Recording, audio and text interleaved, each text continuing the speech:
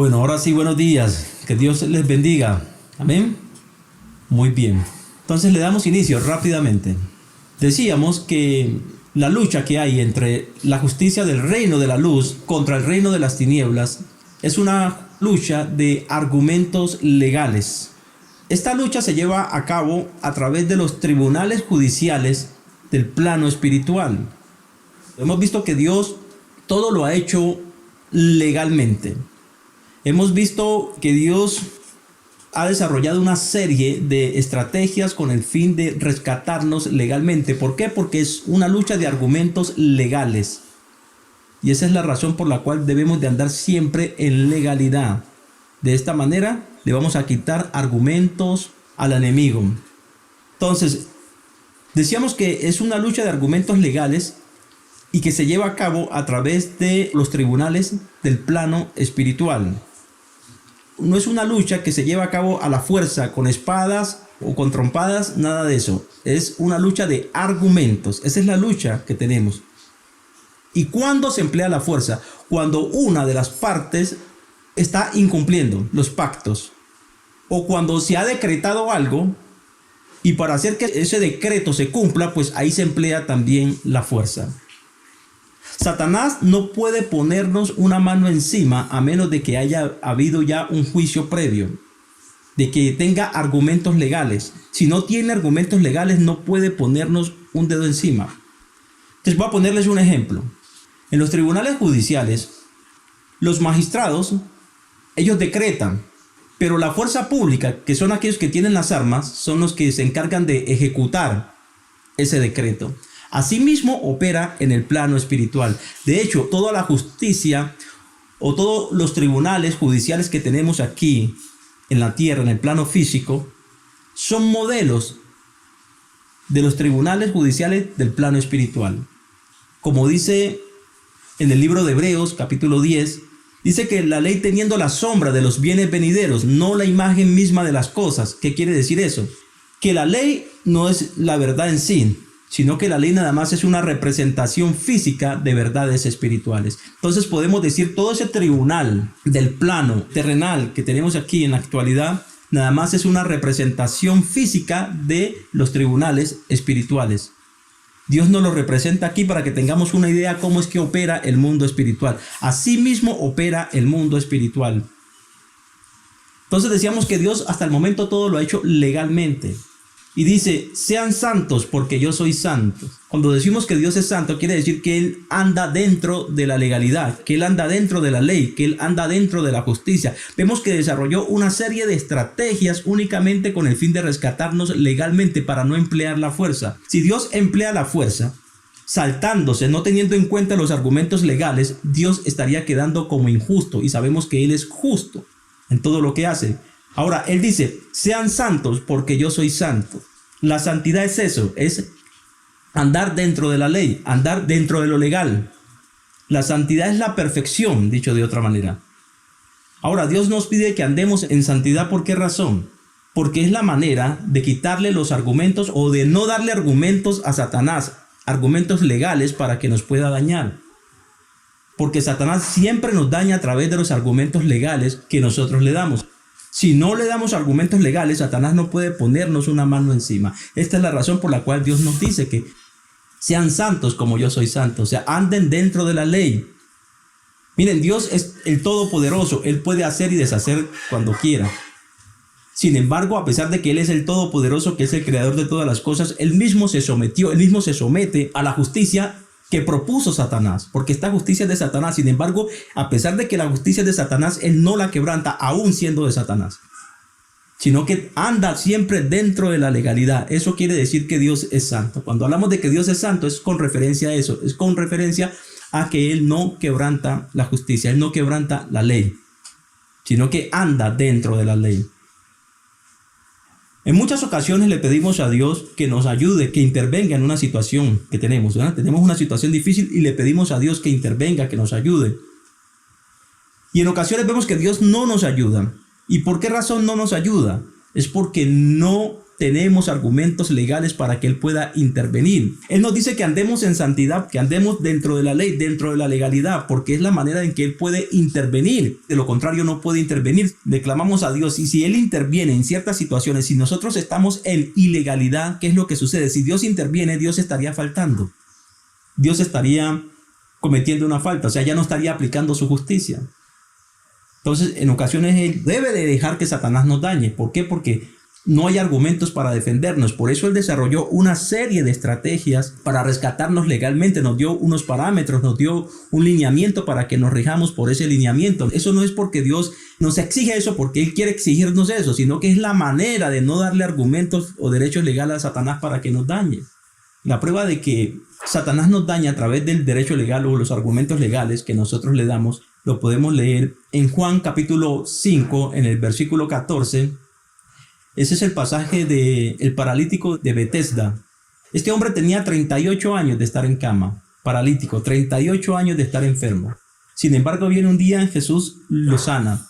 Días después lo encuentra en el templo. Él ni siquiera sabía quién lo había sanado. Días después encuentra a Jesús en el templo y Jesús le dice: bueno, recuerda, has sido sanado. No peques más para que no te suceda algo peor. Entonces, aquí vemos que cuando nos suceden cosas malas es porque hemos dado argumentos legales a Satanás para que nos dañe. Así de sencillo. Cuando le estamos clamando, queremos que Dios intervenga, nosotros debemos andar siempre dentro de la legalidad. Y esta es la razón por la cual Satanás siempre hace lo que le da la gana con el ser humano, porque el ser humano a menudo no conoce cuáles son los términos, no conoce cómo funciona el plano espiritual, no conoce cuáles son sus argumentos para pelear, para combatir o para repeler las tentaciones o los ataques de Satanás. Y por desconocer todo esto, pues están a merced de Satanás. Por eso Dios dice, mejor dicho, a través de las Escrituras: mi pueblo perece por falta de conocimiento. El conocimiento es fundamental. La gran mayoría pensamos que esa punta de oración que vamos a conseguir ser librados no es a través de la oración, es a través principalmente del conocimiento y de la actitud, de la fe que tengamos. Ya vamos más adelante a ver eso. La oración nada más es con el fin de tener comunión con Dios, de fortalecer nuestra fe, porque la oración eso es lo que hace, fortalecer nuestra fe. Entramos en comunión, nos ponemos en modo espíritu, y al ponernos en modo espíritu, pues ahí viene nuestra fe, porque la fe hace parte del espíritu, no de la carne. Tenemos comunión con Dios, tenemos dirección de Dios, y con ese fin, con ese propósito, esa es la oración, más que todo. No es la oración en sí la que nos lleva a vencer a Satanás o la que nos consigue la victoria. No es la oración como tal, es la actitud, es la fe principalmente, y el conocimiento y la fe en ese conocimiento, porque de eso es que se trata, el conocimiento y la fe en ese conocimiento. Eso es lo que realmente nos da la victoria. Muy bien. Entonces, la manera de no darle argumentos legales a Satanás es andar siempre dentro de la legalidad, siempre en santidad. Recuerde, la santidad es andar dentro de la ley, no quebrantar la justicia. Pero para los que no tienen ley, andar dentro de su convicción. O sea, no quebrantar, no ir en contra de su convicción. Como dijo el apóstol Pablo, todo lo que tú hagas en contra de tu convicción es pecado.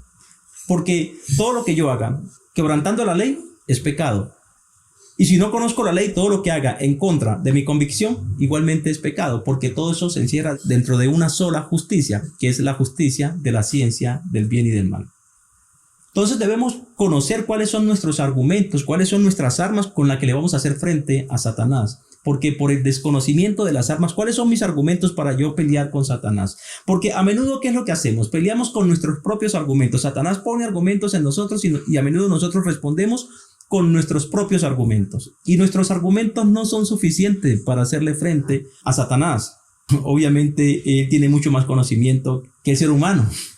Por ahí hay un dicho que dice que más sabe el diablo por viejo que por diablo. Recordemos que él está desde el principio. Entonces, él tiene más conocimiento que el ser humano. De hecho, él era el encargado de transmitir los misterios del reino de la luz, darlo a conocer a las criaturas de Dios. Recordemos eso. Dios le comunicaba a él y él le comunicaba a los ángeles de primer nivel, y los ángeles de primer nivel le comunicaban al resto de la creación. O sea, que él era el que recibía principalmente todas las enseñanzas de parte de Dios acerca del reino de la luz. Recordemos que él, antes de ser Satanás, fue ángel de luz, Lucifer. Entonces tiene mucho conocimiento. Si nosotros tratamos de argumentarle con nuestros argumentos, obviamente vamos a perder. Y eso es lo que a menudo hacemos. Cada vez que tenemos un ataque, una tentación de Satanás, tratamos de repeler, tratamos de hacerle frente con nuestros argumentos y no son suficientes.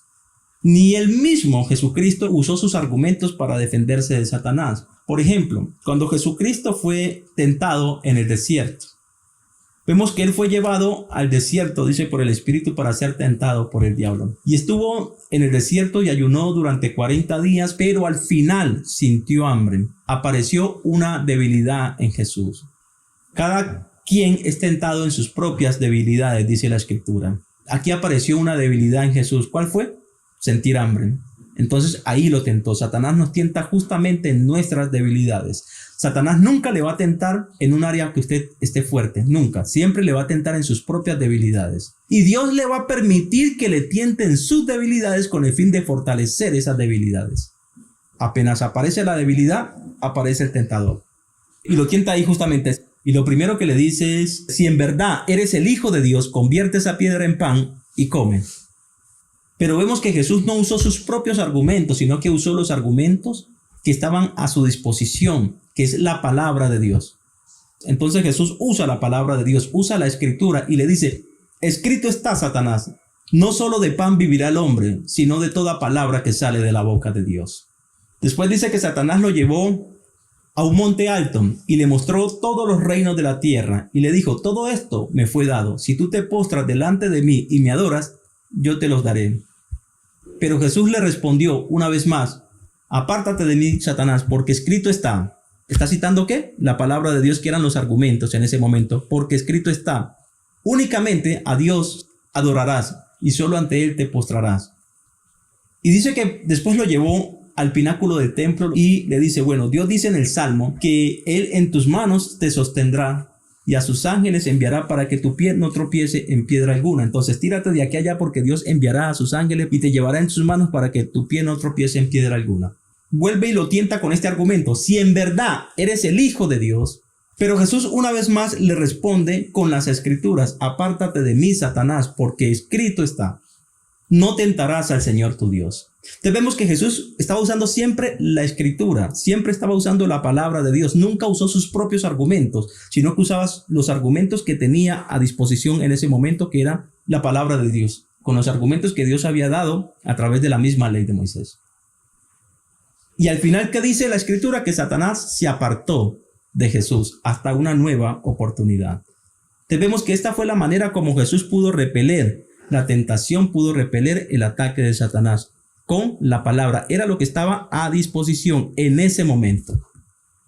¿Por qué les digo que en ese momento? Porque esto es el antiguo pacto. Recordemos que Jesús nació bajo la ley y Él cumplió la ley. Es el único hombre que ha cumplido toda la ley. Y cumplió toda la ley justamente con el fin de redimir a los que estábamos bajo la ley. Muy bien.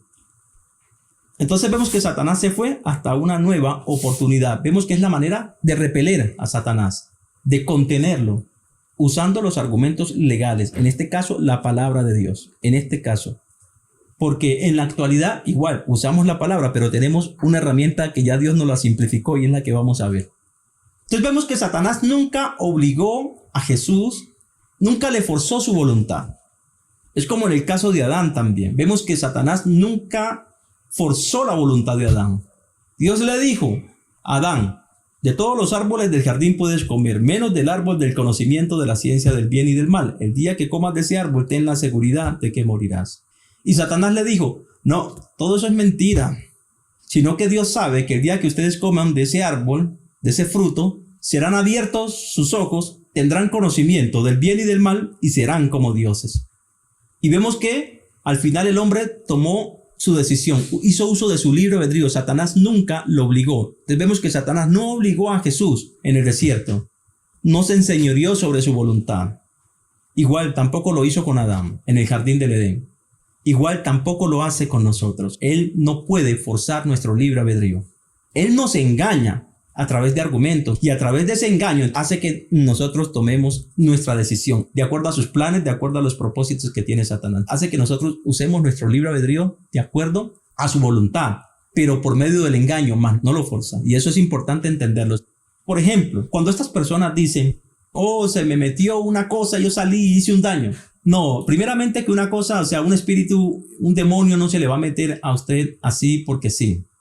No funciona así. Como dice en la escritura, en el libro de Proverbios 26:2 dice que como la golondrina en su vuelo y el gorrión en su vagar, así la maldición nunca llega sin causa, decíamos la semana pasada, ¿verdad? No funciona así. No es que yo esté aquí, se me entró un espíritu y yo salí corriendo hacia un daño. No funciona así. Primeramente, para yo darle entrada a un espíritu, primero tuvo que haber llegado un pensamiento, algo, una imagen, y una vez que yo lo acepté, ahí es donde el espíritu puede entrar. Él me propone y yo lo acepto. Las personas que, por ejemplo, violadores, no es que ellos estén tranquilitos y sean santicos y de pronto entró un espíritu y salieron a violar. No funciona así. Llegó un pensamiento, ellos lo aceptaron y lo van alimentando hasta que al final pues lo llevan a la práctica. Pero no funciona así. No es que usted esté quietecito y entró un... No funciona así. Así que cuando me vienen con esos cuentos, no. De todas maneras, usted es responsable porque usted tiene el libre albedrío. Usted tiene la capacidad, tiene la facultad de rechazar o aceptar algo malo, un mal pensamiento en su mente. Amén. Entonces no funciona así. Aquí vemos que Satanás no forzó ni a Adán, ni tampoco a Jesús, y tampoco nos fuerza nuestro libre albedrío. Nada. Siempre nosotros tomamos nuestras decisiones. Satanás lo que hace es engañarnos, porque él es un engañador. Eso sí es, un experto engañador. Entonces nos engaña ¿para qué? Para que tomemos decisiones de acuerdo a lo que a él le conviene, de acuerdo a la voluntad de él. ¿Amén? Entonces, ¿cómo nos engaña? ¿Qué es lo que usa para engañarnos? Lo que usa a menudo Satanás es principalmente nuestro sistema sensorial. Usa lo que vemos, lo que escuchamos y lo que sentimos, principalmente. O sea, usa nuestro sistema sensorial para extraviarnos. Nos hace ver lo que él quiere que veamos. Nos hace escuchar lo que él quiere que escuchemos. Nos hace sentir lo que él quiere que sintamos. Y nos pone pensamientos fuertes en la mente. Y todo esto es con el fin de engañarnos, de que nosotros tomemos la decisión que él espera que tomemos. ¿Por qué usa nuestro sistema sensorial? Principalmente porque hace parte de los sentidos, de la carne, de lo que percibimos a través de la carne, lo que recibimos a través de lo físico. Y recordemos que él es el rey del plano físico, él es el rey del mundo, entonces él tiene dominio sobre lo físico. Por eso dice el apóstol Pablo que andamos por fe, no por vista. Si me dejo llevar del sistema sensorial, pues voy a ser arrastrado por Satanás y voy a ir donde él quiere que yo vaya. Pero entonces aquí es donde, a pesar de que estemos viendo cosas, en ocasiones estamos viendo cosas, estamos sintiendo cosas, estamos escuchando cosas, y es muy difícil negar, o sea, es muy difícil decir no está pasando, cuando lo estamos viendo, lo estamos escuchando, lo estamos sintiendo. Pero aquí es donde opera la fe. En ocasiones vamos a tener que negar todo esto, porque andamos por fe, no por vista. Porque Satanás gobierna sobre nuestros sentidos, dicho de otra manera. Entonces él nos puede manipular fácilmente a través de los sentidos. Por eso no podemos obedecer a nuestros sentidos, sino únicamente a la fe, ir en contra de la razón. Y esto es locura. Por eso dice la escritura que el reino de los cielos es locura a los que se pierden, pero a los que se salvan es poder de Dios. Claro, es locura ir en contra de lo que uno está viendo, de lo que uno está escuchando, de lo que está sintiendo. Decir no tengo un dolor cuando lo estoy sintiendo es tremendo. Decir no tengo una enfermedad cuando me han dicho y me la han decretado que ahí está es tremendo. Pero eso es la fe. Sabemos que la carne está sujeta al plano físico, la carne se agrada de todo lo que propone el plano físico porque ya pertenece al plano físico. Correcto, entonces Satanás gobierna sobre la carne. A través de los sentidos percibimos todo esto, pero a través del espíritu no. El espíritu es otra cosa. El espíritu es otra cosa. Él no tiene dominio sobre nuestro espíritu, tiene dominio sobre lo que puede percibir la carne. Pero aquí decíamos que es una lucha de argumentos. Él propone sus argumentos y Dios propone los de él a través del espíritu. Y nosotros tenemos libre albedrío para decidir a cuál de los dos vamos a creer. Y de acuerdo a lo que creamos, recuerde que todo lo que usted acepta en su mente, esa es su realidad. Si le cree a Dios, eso se convierte en su realidad. Pero si le cree a Satanás, también. Satanás es un mentiroso y padre de mentira. Y todo lo que propone es mentira. Todo lo que Satanás propone, y lo mirábamos durante el estudio, todo lo que él propone es mentira. Incluso la muerte lo mirábamos. La muerte, la enfermedad, el dolor, la separación, todo eso es mentira. Es un engaño. Y usted me dirá, pero ¿cómo, pastor? Usted va a decir que un engaño si uno ve que la gente se muere, uno ve que la gente se enferma, uno siente dolor. ¿Cómo usted me dice que no? Es un engaño. Pero se convierte en nuestra realidad. ¿Por qué? Porque es lo que nosotros hemos aceptado. Eso lo miramos durante el estudio y lo vamos a mirar más adelante aquí profundamente en este resumen. Todo lo que él propone es mentira. Jesús dijo que es un mentiroso y padre de mentira y que ha sido un mentiroso desde el principio. Sí, Satanás todo lo que propone es mentira. Aunque sea lo que estemos viendo, lo que estemos escuchando, lo que estemos sintiendo, es mentira. Entonces Jesús dice, yo soy la verdad y Satanás es la mentira. Entonces la mentira te dice que la muerte, el dolor, el sufrimiento, todo esto te propone la mentira, pero la verdad te habla de vida eterna. En el reino de la luz, bajo la gracia, no existe la enfermedad, no existe la muerte, no existe el sufrimiento, no existe el dolor, no existe la separación. Amén. Todo esto hace parte de la justicia engañosa que propone Satanás. Por eso decimos que todo lo que propone Satanás es un engaño. Entonces, podemos decir que los argumentos que propone Satanás son a través del sistema sensorial y es muy difícil negarnos a esto. O sea, es muy difícil no creer cuando estamos sintiendo, estamos percibiendo a través de los sentidos ciertas cosas. Esos son los argumentos de Satanás, pensamientos fuertes o lo que vemos, escuchamos o sentimos. Y Dios nos presenta los suyos. Pero los argumentos de Dios únicamente son su palabra, ojo, y es a través de la fe. Lo único que tenemos de Dios es la fe. Creer lo que Él nos dice, mientras Satanás nos muestra a través del sistema sensorial. Satanás nos presenta como con hechos, a través de lo que vemos, sentimos o escuchamos. O sea, argumentos fuertes, que son muy difíciles negarlos. Y lo único que tenemos de Dios es eso, únicamente su palabra, no más. Los argumentos de Dios son únicamente la fe, creer su palabra. Y a través de la fe debemos de hacerle frente a los argumentos que presenta o propone Satanás. Es berraco esto, pero nosotros tenemos libre albedrío. De acuerdo a lo que nosotros decidamos, eso es lo que se va a convertir en nuestra realidad. Ojo, no quiere decir que porque los argumentos de Dios, lo único que tenemos de Dios es su palabra, sea menos poderosa que los argumentos de Satanás. De hecho, son más fuertes. Porque lo que tú haces a través de la fe es el corazón, es lo interno, la fe es lo espiritual. Y esto es mucho más fuerte que lo que podamos percibir a través de la carne. Pero nosotros, por supuesto, siempre vamos a creerle normalmente más a lo que me propone, a lo que me dice la carne. Entonces, mire lo que dice aquí, por ejemplo, en 2 de Corintios, capítulo 10, versículo del 4 al 6. Dice, las armas de nuestras milicias no son carnales, sino poderosas en Dios para destrucción de fortalezas, derribando argumentos y toda altivez que se levanta contra el conocimiento de Dios y llevando cautivo todo pensamiento a la obediencia a Cristo. Entonces, primeramente, nos está diciendo que las armas de nuestras milicias, o sea, las armas para combatir, recordemos que hay una lucha en el plano espiritual entre el reino de la luz contra el reino de las tinieblas, y decíamos que esa lucha se lleva a cabo únicamente principalmente a través de argumentos legales. ¿Correcto? Entonces vemos que es una lucha de argumentos. Aquí nos está diciendo, las armas de nuestras milicias no son carnales, sino poderosas en Dios para destrucción de fortalezas. ¿Cuáles son esas? La palabra de Dios. Pero ahora vamos a ver más específicamente. Cuando usamos la palabra de Dios, para cada ataque de Satanás tenemos que usar una palabra específica de la Escritura, como lo hizo Jesús. Por ejemplo, si en verdad eres el Hijo de Dios, convierte esa piedra en pan y come. Y Jesús que usó una palabra específicamente para ese ataque, ¿correcto? Entonces dijo, oh sí, pero escrito está Satanás, no solo de pan vivirá el hombre, sino de toda palabra que sale de la boca de Dios. Y después nuevamente vemos que Satanás una vez más lo tienta con darle todos los reinos de la tierra. Y Jesús una vez más le responde, sí, pero escrito está. Y le contesta con una palabra específica para ese ataque, ¿correcto? Pero nosotros tenemos todo eso simplificado, ya lo vamos a ver más adelante. Entonces, bueno, seguimos aquí. Nos dice el pasaje, las armas de nuestras milicias no son carnales, sino poderosas en Dios para destrucción de fortalezas. ¿Qué son las fortalezas aquí? Entonces ya sabemos que las armas de nuestras milicias, ¿cuáles son? La palabra de Dios principalmente. Y más específicamente ya les digo.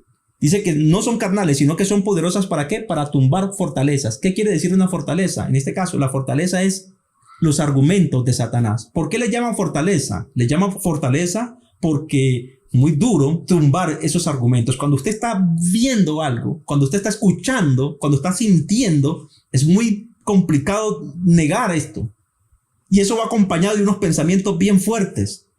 Entonces es muy difícil negar esto. Entonces por eso son fortalezas y por eso decíamos que con nuestros argumentos es imposible hacerle frente. Tenemos que usar las armas, como está diciendo aquí, estas armas que sí son las únicas que son poderosas para tumbar esas fortalezas. Entonces las fortalezas son los argumentos de Satanás, los fuertes. Estamos hablando. Entonces las armas de nuestras milicias no son carnales, sino poderosas en Dios para destrucción de fortalezas, derribando todo argumento que se levanta contra el conocimiento de Dios. Entonces vemos que es una lucha ¿de qué? De argumentos. Derribando todo argumento que se levanta contra el conocimiento de Dios. Me está diciendo que ¿contra qué es que se levanta el argumento de Satanás? Contra el conocimiento de Dios.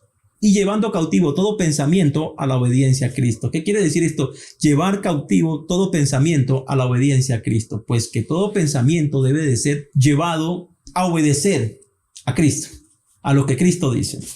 Muy bien. Dice que todos los argumentos o el argumento con el que se levanta Satanás, de hecho no tiene muchos, tiene uno solo. Lo hemos visto muchas veces. Satanás no tiene muchos argumentos como para engañarnos o atacarnos. No, tiene uno solo. Todo lo que hace nada más es con el fin de poner en funcionamiento este solo argumento, que va en contra del conocimiento de Dios. Es que no conozcamos a Dios. Es hacernos pensar en un Dios diferente a lo que es Dios. Distorsiona el conocimiento que tenemos de Dios. Nos hace ver a un Dios diferente, al Dios que Él quiere que nosotros tengamos y no al verdadero Dios. Entonces, los argumentos de Satanás siempre son con relación a esto nada más. Es con este fin. Esta es su arma más poderosa, mantenernos apartados del verdadero Dios, y siempre nos está presentando y mostrando el Dios que Él quiere que tengamos y no el verdadero Dios. Por eso dice que el argumento de Satanás se levanta contra el conocimiento de Dios. Bueno, ¿y qué es el conocimiento de Dios? ¿Qué es Dios? Bueno, primeramente sabemos que Dios es amor. ¿Cuál es el conocimiento de Dios? Bueno, la Escritura dice que Dios es amor. Primeramente, ¿quién es Dios? Es amor. ¿Cómo conozco a Dios? Bueno, Él es amor.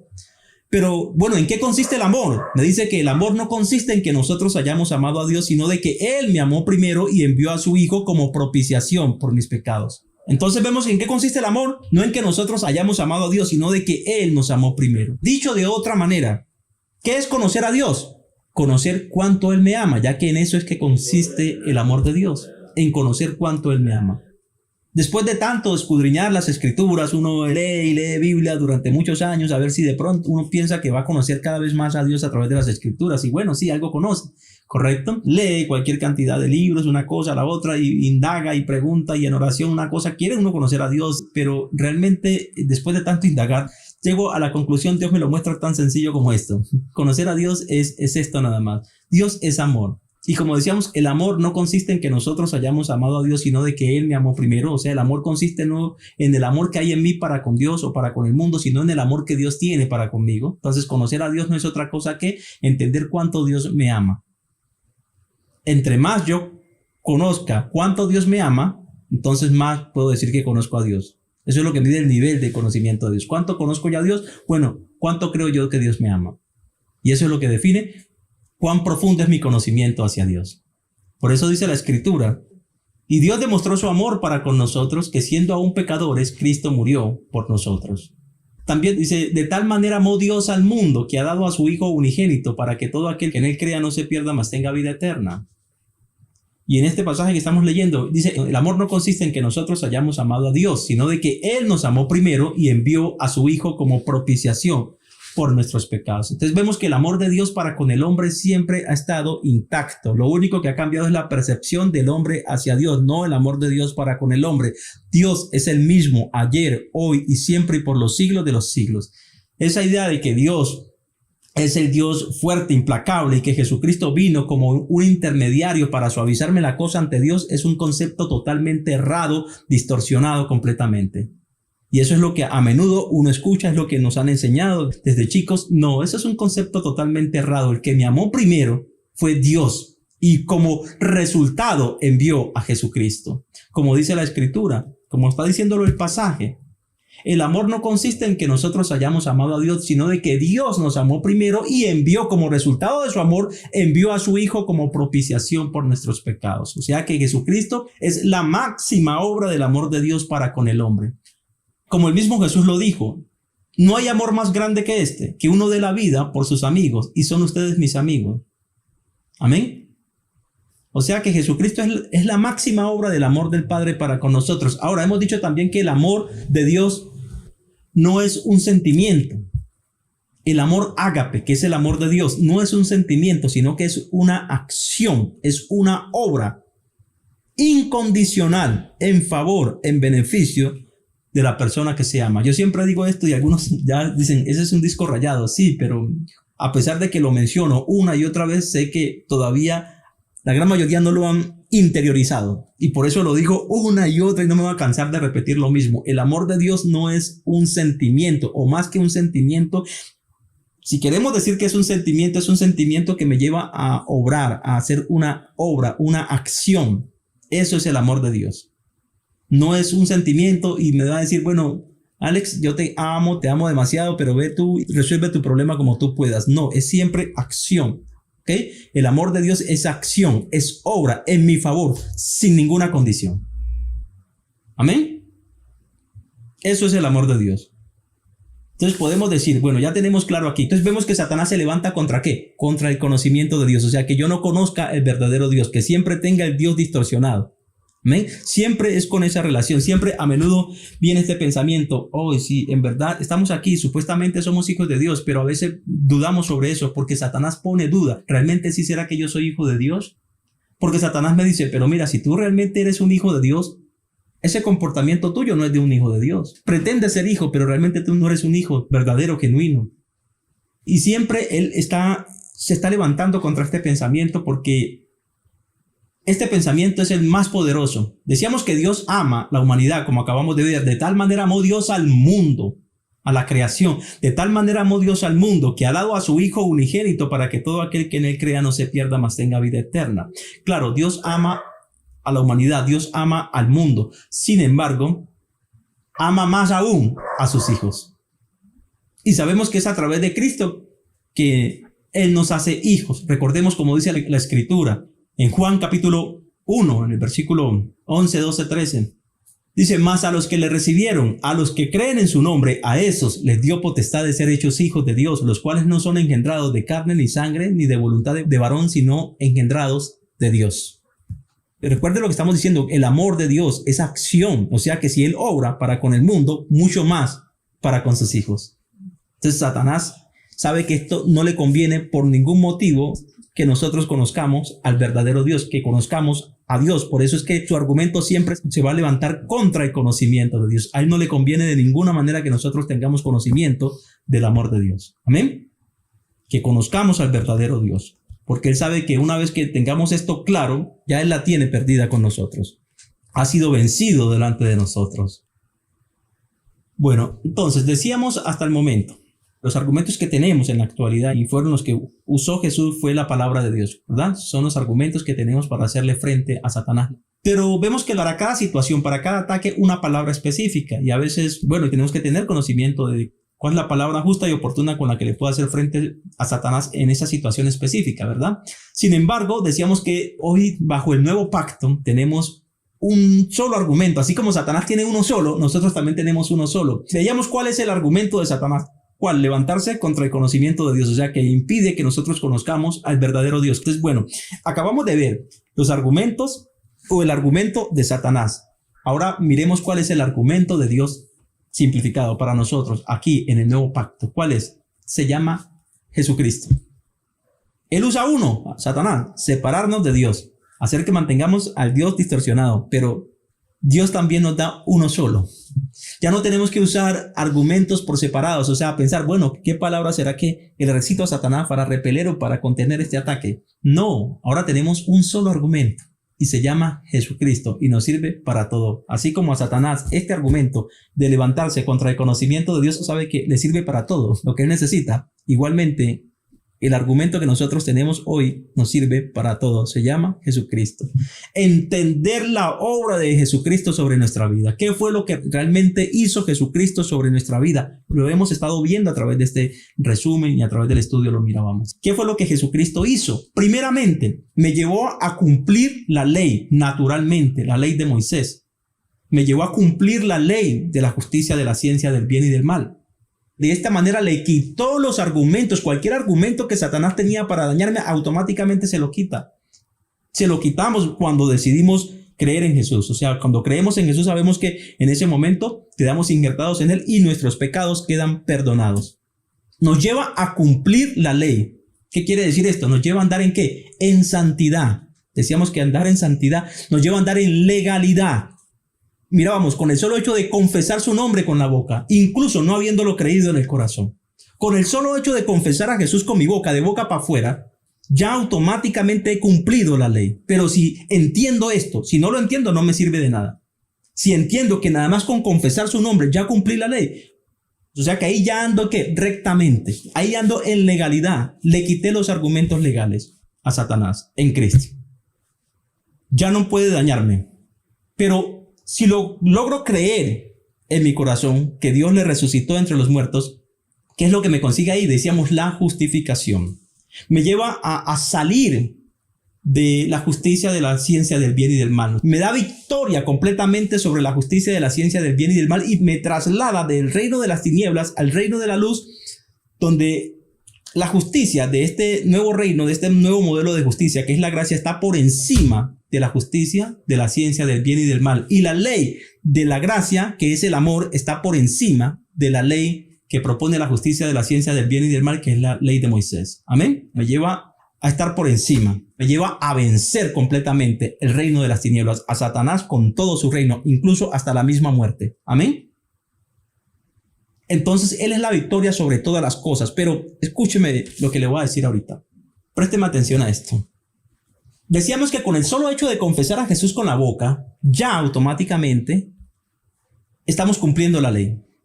Si lo entendemos. Si no lo entiendo, no estoy cumpliendo nada y sigo con todo mi... Sí, pero si lo entiendo, de eso se trata, entender cuáles son mis argumentos, se los estoy dando a conocer.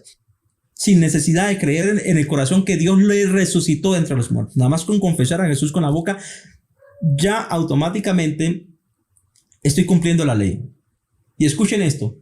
La ley tenía una cantidad de promesas que estaban sujetas, estaban condicionadas al cumplimiento de la ley. De manera que cuando cumplo la ley, automáticamente esas promesas que estaban sujetas o condicionadas al cumplimiento de la ley quedan habilitadas, quedan disponibles para nosotros.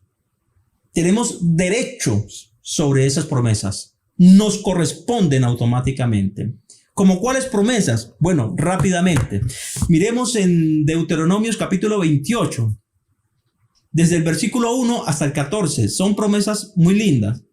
Y estas promesas estaban sujetas a la ley de Moisés. Dice: si oyeres atentamente la voz de Jehová tu Dios para guardar y poner por obra todos sus mandamientos que yo te prescribo hoy, también Jehová te exaltará sobre todas las naciones. Y Jehová te bendecirá sobre... Sí, y hay una serie de bendiciones. Principalmente aquí vemos que estas promesas estaban sujetas ¿a qué? Al cumplimiento de la ley. Y si ya en Jesús, por confesar a Jesús con la boca, automáticamente hemos cumplido la ley, ya quedan disponibles, quedan habilitadas. O sea, nos hacemos merecedores y tenemos derechos sobre estas promesas. Tenemos derechos y podemos exigirlas porque son nuestras. Jesús las ganó para nosotros. Nos llevó a cumplir la ley y por ende desbloqueó todas las promesas que estaban ahí sujetas o condicionadas al cumplimiento de la ley. Y dice así: y vendrán sobre ti todas estas bendiciones y te alcanzarán. Bendito en la ciudad y bendito en el campo. Bendito el fruto de tu vientre, o sea, tus hijos. El fruto de tu tierra, el fruto de tus bestias, tus vacas, tus ovejas. Bendito será tu canasta y tu arteza de amasar. Bendito serás en tu entrar y bendito en tu salir. Jehová derrotará a tus enemigos. Por un camino vendrán a tu encuentro y por 7 caminos huirán de delante de ti. Y te pondrá Jehová por cabeza y no cola. Estarás siempre arriba y nunca debajo. Prestarás a mucho y no pedirás prestado. Hay una serie de promesas. Dice que Jehová te bendecirá en todo cuanto emprendas y bendecirá toda obra de tus manos. Aquí tenemos sin número de promesas. Ustedes lo pueden leer ahí en el libro de Deuteronomios 28, del 1 al 14. Pero vemos que todo esto estaba sujeto ¿a qué? Estaba sujeto o estaba condicionado al cumplimiento de la ley. Por eso dice aquí: si obedeces atentamente la voz de Jehová y guardas y cumples todos sus mandamientos, todo lo que Él te prescribió a través de la ley, entonces estas bendiciones vendrán y te alcanzarán. Amén. Estas nada más son unas cuantas de las bendiciones que nos alcanzó a Jesús. Por eso dice el apóstol Pablo que todas las promesas de Dios llegaron a ser únicamente un sí en Cristo Jesús. Por eso el apóstol Pablo dijo: no un sí y un no, sino únicamente un sí y en Cristo Jesús. Amén. Todas las promesas de Dios llegaron a ser únicamente un sí en Cristo Jesús. ¿Se dan cuenta? Todas las promesas de Dios. Entonces, esto es una de las bendiciones que Jesús nos consiguió. Escúcheme bien, esto nada más es con un solo hecho de confesar a Jesús con la boca. sin todavía haber creído en el corazón que Dios le resucitó entre los muertos. Confesar a Jesús con la boca, esto es para el plano físico nada más, ¿ok? Son las bendiciones que nos alcanza desde el plano físico, ya lo mirábamos. Pero cuando logramos creer en el corazón, porque la creencia del corazón, la fe en el corazón, eso es lo espiritual, ¿correcto? Entonces ya nos lleva a alcanzar ya las promesas espirituales. Aquí estamos hablando de las físicas, las que podemos recibir aquí únicamente por confesar a Jesús como Señor y Salvador. Entonces Jesús es nuestro argumento más poderoso que tenemos. En Jesús ya está resumido, no es necesario ponernos a decir, bueno, con qué palabra con qué argumento lo voy a contener, con qué argumento le voy a hacer frente. Ya no tengo que pensar de esa manera, ahora nada más tengo que pensar en lo que Jesús hizo, en conocer lo que Jesús hizo, lo que representa. Y bueno, ya cuando entiendo qué fue lo que Jesús hizo, nada más tengo que usar el nombre de Jesús. Uso esto, no un momento, Satanás, pero ya Jesús hizo esto por mí. Amén. Tú cometiste este pecado y mereces tal castigo. Oh, sí, claro que sí, lo merecía, pero ya Jesús, recuerde que la ley permitía un sustituto y Jesús ya vino como mi sustituto. Yo no tengo por qué pagar lo que ya otro pagó por mí. Amén. Y en Jesús tenemos todo lo que necesitamos. Y cuando logramos creer en el corazón que Dios le resucitó entre los muertos, pues ya explicábamos que es salir de la justicia, de la ciencia del bien y del mal. Y ya quedamos bajo un nuevo modelo de justicia, un modelo de justicia superior al modelo de justicia de la ciencia del bien y del mal, con una ley superior, que es la ley, que es el amor, como es superior que la ley de Moisés, que es la ley de la justicia de la ciencia del bien y del mal. O sea, con esto hemos vencido al mundo definitivamente. Por eso es que dice también el apóstol Juan, dice que ¿quién es el que vence al mundo, sino el que cree que Jesús es el Hijo de Dios? Porque si creemos que Jesús es el Hijo de Dios, también creemos que nosotros somos hijos de Dios por Jesucristo, porque Él nos hace hijos. Amén. Él es el que nos hace hijos de Dios. Entonces, cuando creemos que somos hijos de Dios y que Jesús vino y que me imputó todo lo que Él es, automáticamente me está dando la victoria sobre todas las cosas. Por eso Jesús también lo dijo: en el mundo tendréis aflicciones, pero ánimo, yo he vencido el mundo. Amén. Decíamos que el principal argumento de Satanás es apartarnos del conocimiento de Dios, apartarnos del amor de Dios, apartarnos de nuestra identidad como hijos de Dios, porque no le conviene que nosotros sepamos qué es lo que significa ser hechos hijos de Dios, porque si Dios ama al mundo, imagínense cuánto más a sus hijos. Y decíamos que el amor de Dios no es un sentimiento, sino acción, es obra. O sea que si Él obra en favor del mundo, ¿cuánto más no obrará o no está obrando en favor de sus hijos? Convénzase de eso, somos hijos, usted es hijo de Dios. Y si es hijo de Dios, el mundo ha sido vencido para usted. Cualquier dificultad que usted tenga, tiene la victoria sobre esa dificultad. No la va a tener, ya la tiene, empiece a creerla en Cristo Jesús. Recuerde la obra que Jesús hizo por usted. Si la situación es financiera, pues bueno, ya creí en Jesús y Él me llevó a cumplir la ley. Por ende, todas esas promesas que estaban condicionadas a través de la ley, pues quedan disponibles para usted. Automáticamente son suyas, le pertenece. Échele mano a lo que es suyo. Amén. No espere que Dios se las dé, porque ya se las dio en Cristo Jesús. A veces estamos esperando que Dios haga cosas, pero ya Dios hizo todo lo que podía hacer por nosotros. Recuerde que Dios lo dijo en el libro de Isaías: ¿qué más pude haber hecho por mi viña que no haya hecho? Ya Dios todo lo hizo en Cristo. Ahora nos corresponde a nosotros echarle mano a todo lo que Dios hizo. Por eso también dijo Jesús: desde los días de Juan, el reino de los cielos sufre violencia y solo los violentos lo arrebatan. O sea, al reino hay que echarle mano. Amén. No espere que Dios haga lo que ya hizo por usted. Ya Dios lo hizo. Nada más créalo, échele mano. Recuerde que, como dice el apóstol Juan, y la victoria que el mundo ha sido vencido es ¿qué? Nuestra fe. A través de la fe es que le echamos mano a las promesas de Dios. No es a través de las oraciones. Usted se puede pasar el resto de la vida orando, orando y orando. Sí, yo no le estoy diciendo que no oremos. Necesitamos orar porque necesitamos comunión con nuestro Padre. Necesitamos ponernos en modo espíritu para alcanzar cosas más grandes todavía.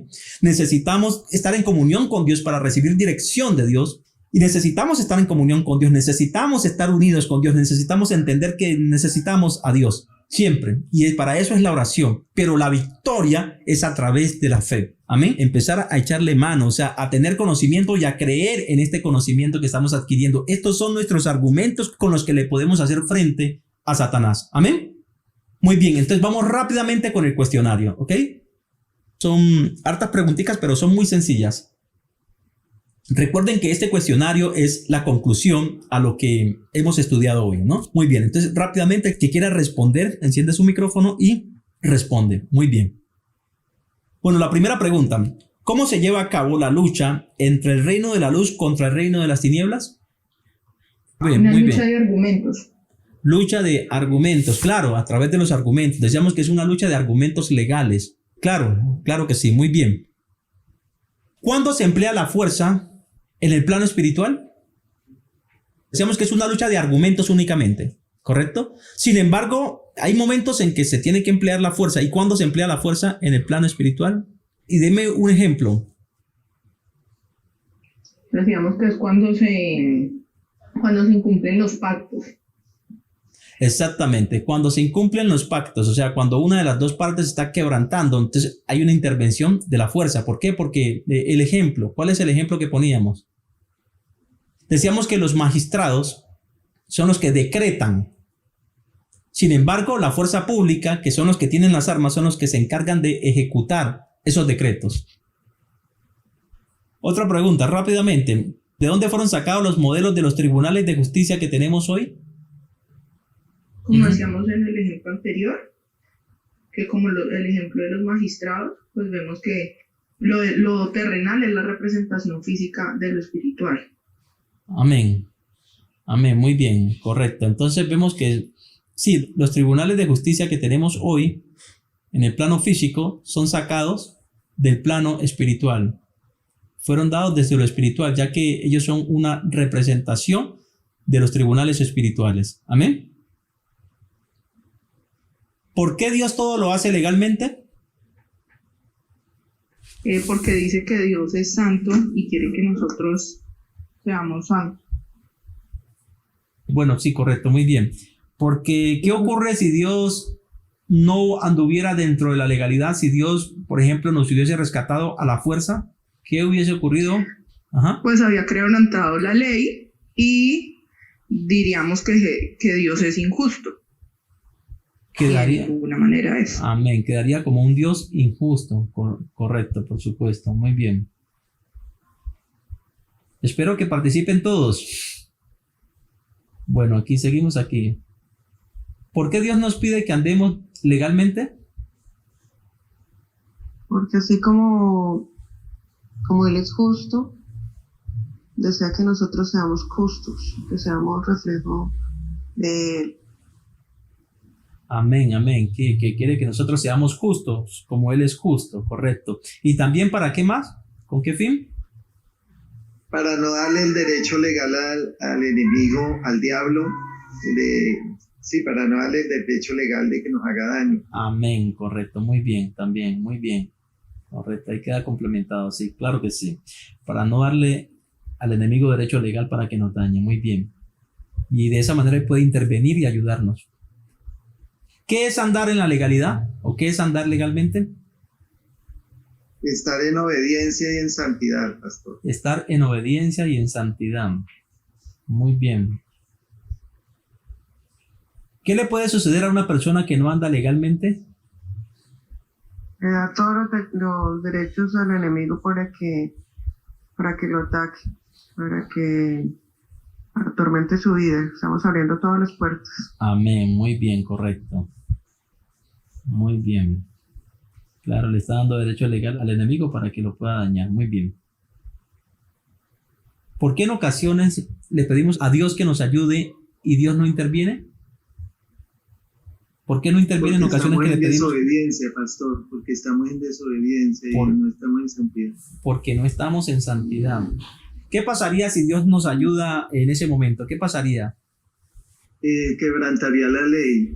El pacto que hizo con el enemigo. Amén, gloria a Dios, correcto, muy bien, claro que sí, quebrantaría la ley, o sea, por eso en ocasiones Dios no puede intervenir. Nosotros nos enojamos con Dios, pero por eso es que Él nos da unos lineamientos, por eso nos dice, hombre, hagan esto, sí, porque es la manera en que Él puede intervenir. Aquí hay momentos en que Dios debe quedarse manicruzado, o sea, porque Satanás tiene argumentos muy contundentes en los cuales Dios no podría intervenir, ya que si interviene, quedaría como injustos. Sí, muy bien, muy buena la respuesta. Otra pregunta, rápidamente. Bajo el Antiguo Testamento, ¿cuál era el argumento legal que teníamos para repeler el ataque de Satanás? Decíamos que bajo el Antiguo Testamento teníamos unos argumentos para hacerle frente a Satanás. ¿Cuáles eran esos argumentos? Incluso los podemos usar también en la actualidad. ¿Cuáles son esos argumentos? Pues es la palabra de Dios, sino que era en especial lo que tenía que ver con el Antiguo Testamento. Sí, muy bien, la palabra de Dios. Las podemos usar igual en la actualidad, sin embargo, Dios hemos visto que no las simplificó. Muy bien. ¿Qué sucedería si usamos nuestros argumentos para repeler los ataques o la tentación de Satanás? Pastor, pues ahí le estaríamos quitando como autoridad a Dios, ¿no? Uh-huh. Sí, muy bien. ¿Y qué sucedería? ¿Será que podemos ganar?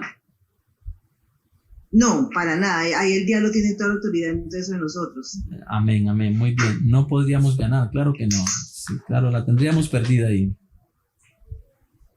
En el Nuevo Testamento, ¿cuál es el argumento más poderoso que tenemos para hacerle frente a Satanás?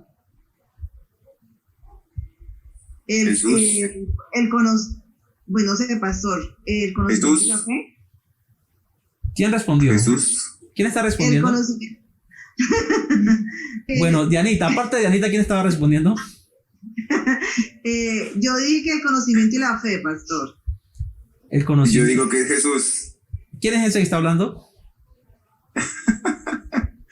Buenos días, mi nombre Buenos es días. Víctor Romero. Oh, muy bien. Buenos días, Víctor Romero, que Dios te bendiga. Gracias, amén. Muy bien. No, es que no reconocía esa voz, por eso preguntaba. Muy bien. Claro, Jesús. Bueno, Dianita, ¿tú decías qué? Yo decía, usted hablaba sobre el conocimiento y la fe, que era más fuerte que la oración, ¿no? Creo que eso es en Bueno, otra sí, pregunta. claro, esa era otra pregunta, claro. Ya hacía parte de otra pregunta, correcto, muy bien. Aquí la respuesta. No, yo no copio nada. Bueno, No, bueno. usted le está mirando la agenda al pastor. Ajá. Porque como esa pregunta está más adelante. Ajá. Dice, Pensé que no me la vayan a quitar. No me la vayan a quitar. Bueno, bueno, muy bien. La respuesta entonces sí la tiene Víctor Romero. Correcto. Cristo, Jesús, Él es el argumento más poderoso que tenemos hoy para hacerle frente a los ataques de Satanás. Muy bien. Otra pregunta. ¿Satanás violenta nuestro libre albedrío? ¿Sí o no? No, él solamente trata de persuadirnos para que nosotros a través de nuestro libre albedrío tomemos la decisión libre, si valga la redundancia. Muy bien, correcto, muy bien. Muy bien.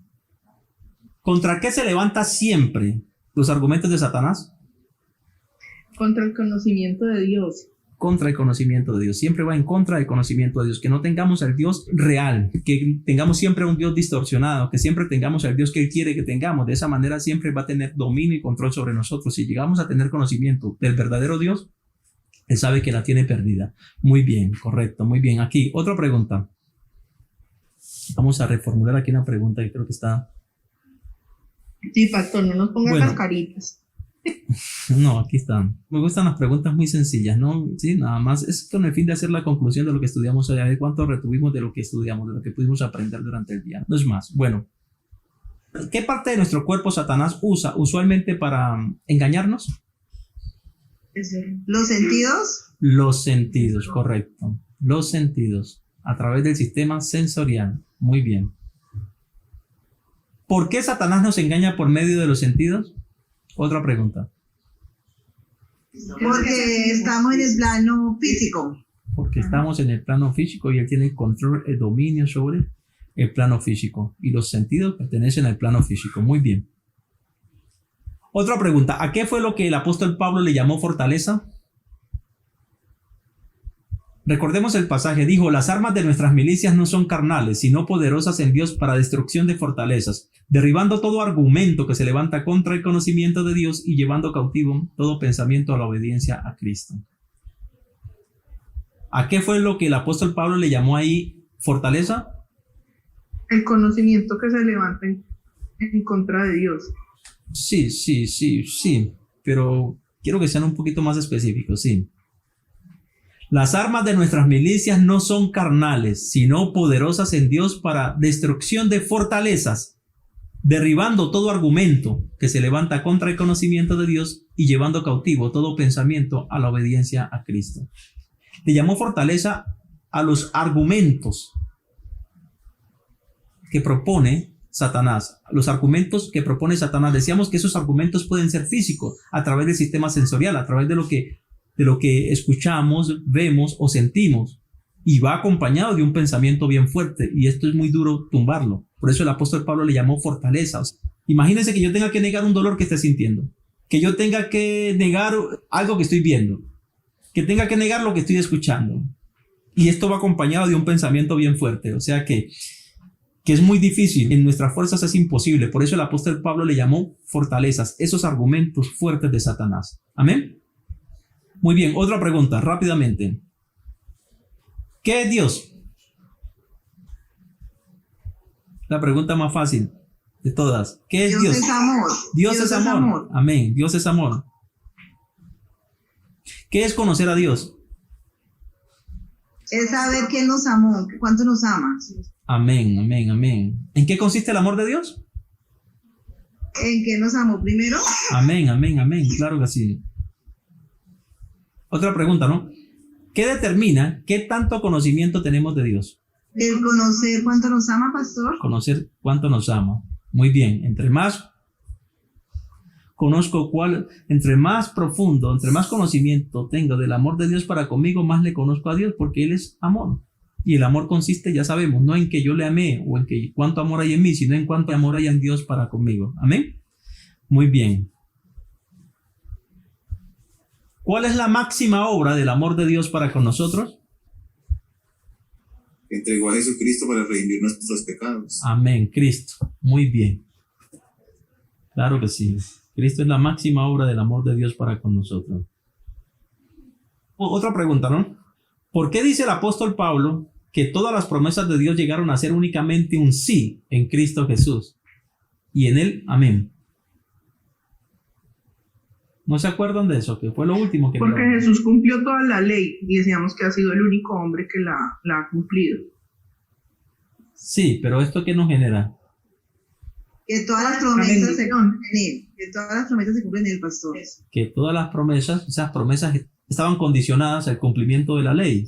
Y sabemos que al confesar a Jesús con la boca, cumplimos la ley, por ende quedan disponibles, habilitadas. Estas promesas son mías o no son mías, me corresponden o no me corresponden esas promesas.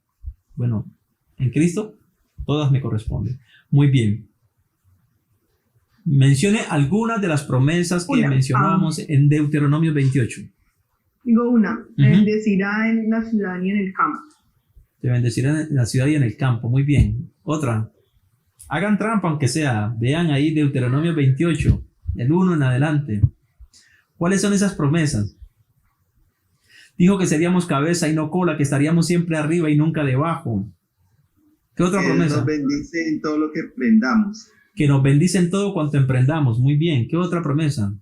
Dice que Jehová derrotará a todos nuestros enemigos. Dice que por un camino vendrán a nuestro encuentro y por 7 huirán de delante de nosotros. Te bendeciré en tu salir y en tu entrar, en el fruto de tu vientre, en el fruto de tus animales, en el fruto de tus vacas, tus ovejas, de tus bestias. Te bendecirá Jehová y te exaltará sobre todas las naciones de la tierra. Y bueno, en fin, hay un sinnúmero de bendiciones ahí. Muy bien, entonces todas esas bendiciones quedan habilitadas, quedan disponibles para nosotros. Muy bien. ¿Por qué dice el apóstol Juan que el que cree en Cristo ha vencido al mundo? Porque Dios dejó a nuestro Señor Jesucristo como nuestro Salvador y nuestro Redentor, y a través de la fe que tenemos en Él somos salvos. Amén. Solamente creyendo en fe, eso. Amén, amén. Jesucristo es nuestro Salvador, ese es nuestro pasaporte. Amén, amén. Él es nuestra victoria sobre todas las cosas, sobre el mismo reino de las tinieblas. Muy bien, muy bien. Otra pregunta. Bueno, ¿cómo logramos ser hechos hijos de Dios? Y así podemos alcanzar todas las promesas de los hijos, porque hay unas promesas que son únicamente para los hijos. Aceptando a Jesús y... Sí, aceptando a Jesús y teniendo la fe de que Él es nuestro Salvador. Amén, amén. Claro, porque como dice la Escritura, mas a los que le recibieron, a los que creen en su nombre, a esos se les dio potestad de ser hechos hijos de Dios, los cuales no son engendrados de carne, ni sangre, ni de voluntad de varón, sino engendrados de Dios. Muy bien. Bueno, la última. ¿Por qué Satanás siempre quiere ponernos dudas sobre nuestra identidad de hijos de Dios? Él le conviene que nosotros no creamos en nuestro Señor Jesucristo, porque si nos debilitamos en nuestra fe, no vamos a tener una herramienta para afrontar todas las dificultades. A él le conviene es que no tengamos fe, que nuestra fe se debilite. Amén. Porque, amén. porque vamos a ser débiles. Muy bien. Podemos caer en tentación. Muy bien, claro que sí, así es. Sabe que Dios ama a toda su creación, a toda la humanidad, pero principalmente a los hijos, y el amor de los hijos, recordemos que los hijos están por encima de todo, y si Dios ama a la humanidad como la ama al punto de dar a su hijo amado, ¿cuánto más no hará por los hijos? ¿Verdad? Entonces, claro, o sea, Satanás sabe que siempre y cuando nosotros entendamos lo que significa ser hechos hijos de Dios, sabe que la tiene perdida con nosotros. Siempre se va a levantar contra eso. Ese es el argumento que él siempre va a usar. O sea, ponernos duda principalmente sobre nuestra identidad de hijos. Recordemos que hasta en Jesús trató de poner la duda. Recordemos cuando lo tienta en el desierto. Le dice, si en verdad eres el Hijo de Dios, convierte esa piedra en pan y come. Ahí le está poniendo dudas. También cuando lo sube al pináculo del templo, le dice una vez más, si en verdad eres el Hijo de Dios, tírate de aquí a allá porque Dios ha dicho que en sus manos te llevará para que tu pie no tropiece en piedra alguna. Entonces vemos que le ponía dudas sobre su identidad de hijo, porque al entender que es hijo, pues hay victoria sobre todas las cosas. Porque si Dios ama a la humanidad como la ama, imagínense cuánto más a sus hijos. Amén. Muy bien. Muy bien. Entonces vamos a orar, iglesia. ¿Hay alguna pregunta sobre lo que estudiamos hoy? ¿Nada? Entonces vamos a orar.